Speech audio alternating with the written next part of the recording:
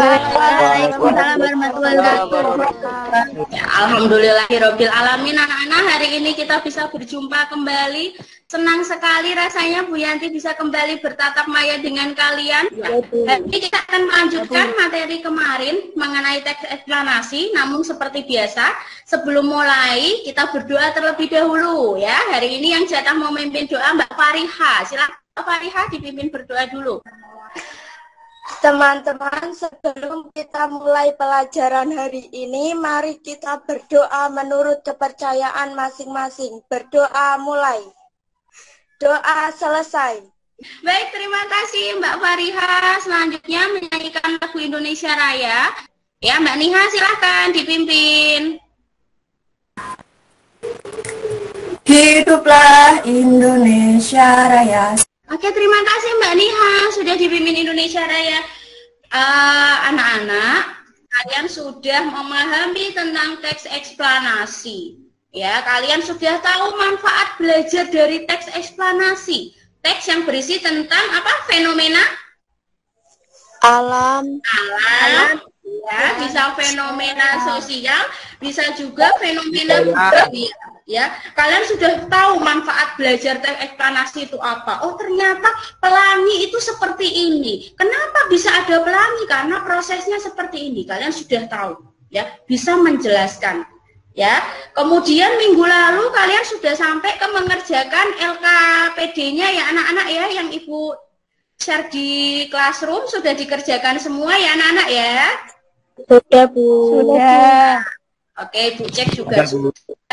Oke, bagus, Ibu cek sudah ya, sudah mengumpulkan semua. Hari ini kita akan melanjutkan untuk membahasnya ya. Jadi nanti beberapa dari kalian akan presentasi, akan membahas LK yang sudah kita kerjakan kemarin begitu. Ya. Ibu ingatkan lagi anak-anak yang belum mengisi presensi atau kehadiran ya di Google Classroom juga diisi, diklik hadir gitu ya. Jadi meskipun ini direkam, Ibu juga data, tapi di Classroom-nya kalian tetap isi kehadiran seperti biasa. Baik anak-anak ya, siap ya? Ya, Bu. Nah, sekarang untuk mengingat materi, Ibu Yanti akan tampilkan lagi nih PowerPoint Bahasa Indonesia bab 5 teks eksplanasi. Sudah terlihat sayang? Sudah terlihat anakku? Sudah, Bu. Ya, melanjutkan dari pertemuan minggu lalu, kita masih di bagian pengetahuan anak-anak ya. Yaitu yang pertama, kalian bisa mengidentifikasi ciri isi, ciri bahasa, dan struktur eksplanasi.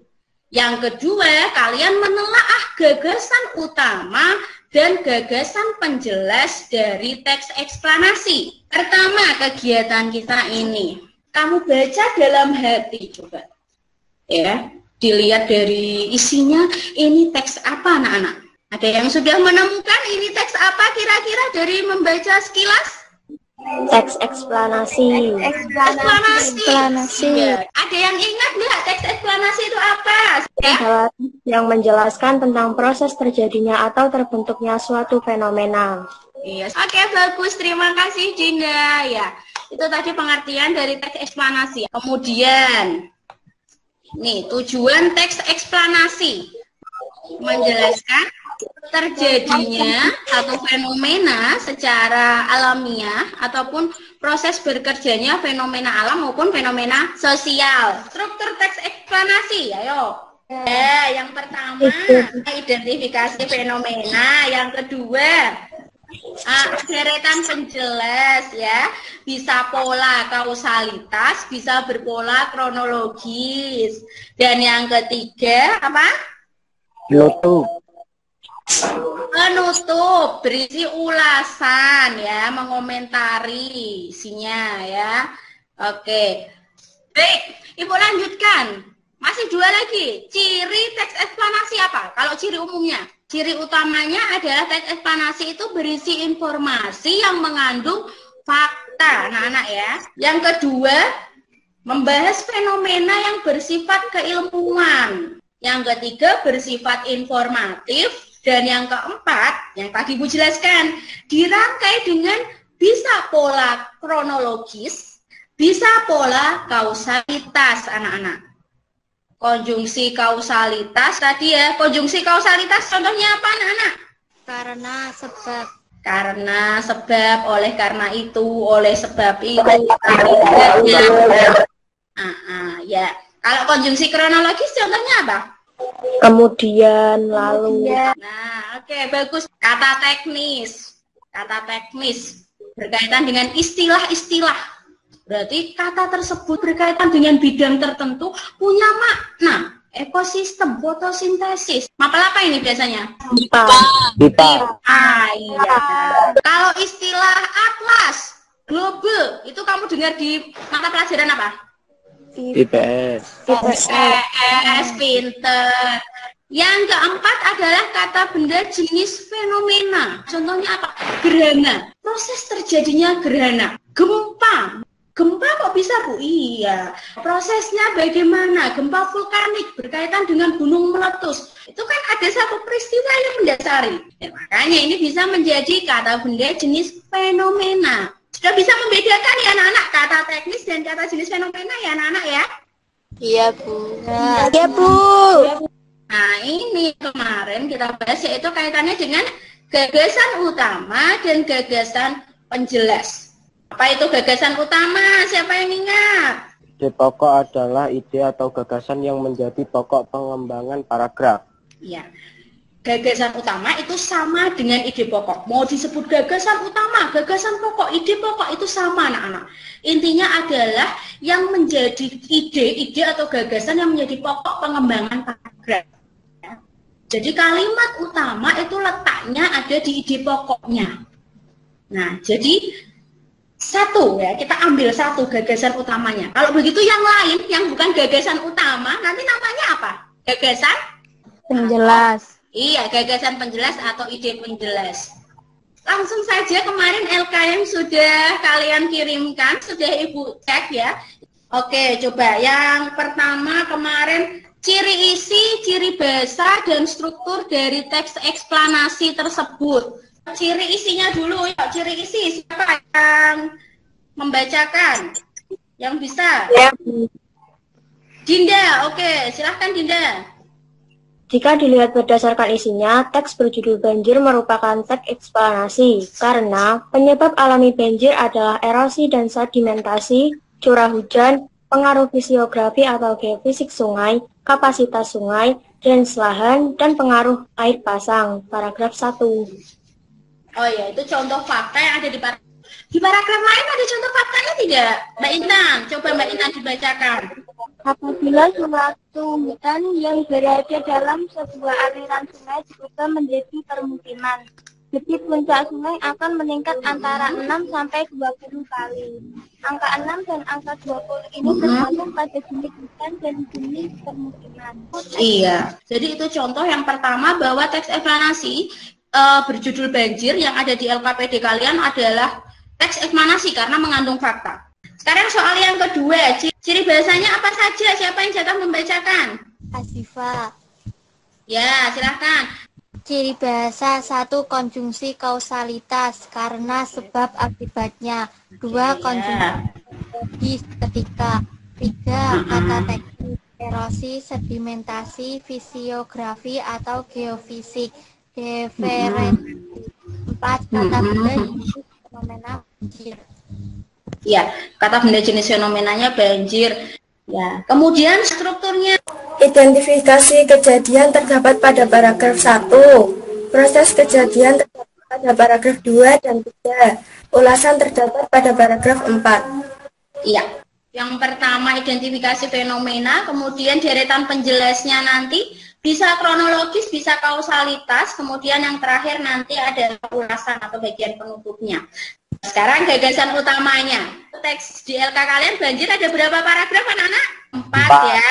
Iya, jadi ada 4 gagasan utama. Setiap satu paragraf, satu gagasan utama. Coba, gagasan utama paragraf 1. Siapa yang mau membacakan? Saya, Bu. Ya. Yuk, silakan. Banjir adalah fenomena alam yang terjadi karena faktor alam dan tindakan manusia. Ya, banjir adalah fenomena alam yang terjadi karena faktor alam dan tindakan manusia. Ini paragraf pertama, betul sekali. Ya, kalian merangkaikannya berbeda-beda gagasan utama ini tidak apa-apa, karena kan kalian menyimpulkan dari kalimat utamanya kan, kalian ambil sari dari kalimat utamanya tidak masalah. Yang penting intinya sama. Paragraf kedua, siapa yang membacakan? Saya, Bu. Oke, Chandra silakan. Perubahan tata guna lahan dapat mengakibatkan erosi. Ya, ini poin atau gagasan utama dari paragraf kedua.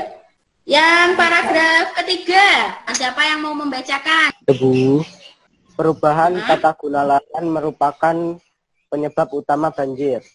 Ya, paragraf ketiga, perubahan tata guna lahan merupakan penyebab utama banjir. Ya. Paragraf keempat, yuk, yang lain, silahkan dibacakan. Siapa ini? Dava sudah kembali. Kenapa terpental Dava ya? Kendalanya memang seperti ini ya. Enggak, Bu, Dimatikan mic. Oh iya. Ya, oke. Kita lanjut ya. Paragraf keempat, yuk, siapa? Boleh Chandra dibaca aja yuk, Chandra yuk. Masalah kawasan kumuh dikenal sangat penting sebagai faktor sosial terhadap masalah banjir daerah perkotaan. Ya, betul. Masalah kawasan kumuh dikenal sangat penting sebagai faktor sosial terhadap masalah banjir perkotaan ini ya. Kita sudah membahas LKPD pengetahuan teks eksplanasi yang pertama kaitannya dengan KD 3.9. Untuk kalian mengidentifikasi ciri isi, ciri bahasa, dan struktur teks eksplanasi. Selain itu juga kalian bisa menelaah gagasan utama dan juga gagasan penjelas, anak-anak. Sampai sini bisa dipahami, anak-anak? Bisa, Bu. Bisa. Bisa. Adakah pertanyaan, anak-anak? Enggak ada. Tidak ada pertanyaan, paham ya? Berarti dari kalian belajar teks eksplanasi hari ini, manfaat apa yang kira-kira kalian peroleh anak-anak? Jadi mengetahui apa? Proses terjadinya suatu fenomena, ya. Dan inilah manfaat kalian mempelajari teks eksplanasi. Kalian jadi tahu proses terjadinya suatu peristiwa, begitu anak-anak ya. Nanti minta perwakilan. Ayunda kok belum dengar suaranya? Ya. Apa kesan kamu terhadap pembelajaran hari ini? Apakah menyenangkan, mengesankan, atau kamu deg-degan? Ayo coba disampaikan. Menyenangkan, Bu. Menyenangkan, senang ya hari ini bisa bertatap maya dengan teman-teman. Putri, kesan kamu bagaimana, nak? Apa yang kamu dapat dari pelajaran hari ini? Seru, Bu. Seru. Berarti kamu merasa senang ya dengan pelajaran hari ini? Mikrofonnya baik. Anak-anak, ya saya kira tatap maya kita harus dibatasi dengan waktu. Jadi hari ini kita sudah belajar tentang apa? Teks eksplanasi, ya. Ciri isi, ciri bahasa, struktur, kemudian gagasan pokok dan penjelas. Seperti biasa anak-anak, setelah logout di sini langsung buka classroom-nya. Bu Yanti sudah baru saja Bu Yanti share link quiz yang harus kalian kerjakan 10 menit. Ya, waktunya 10 menit, 10 soal seperti biasa. Siap anak-anak ya? Siap ya? Ada pertanyaan? Tidak ada. Kalau tidak ada, Bu Yanti cukupkan. Terima kasih atas perhatian kalian. Wassalamualaikum warahmatullahi wabarakatuh. Waalaikumsalam warahmatullahi wabarakatuh. Ya, anak-anak boleh meninggalkan Meet. Silahkan ya, melanjutkan belajar lagi buat PAT besok ya anak-anak. Terima kasih ya anak-anak sayang ya.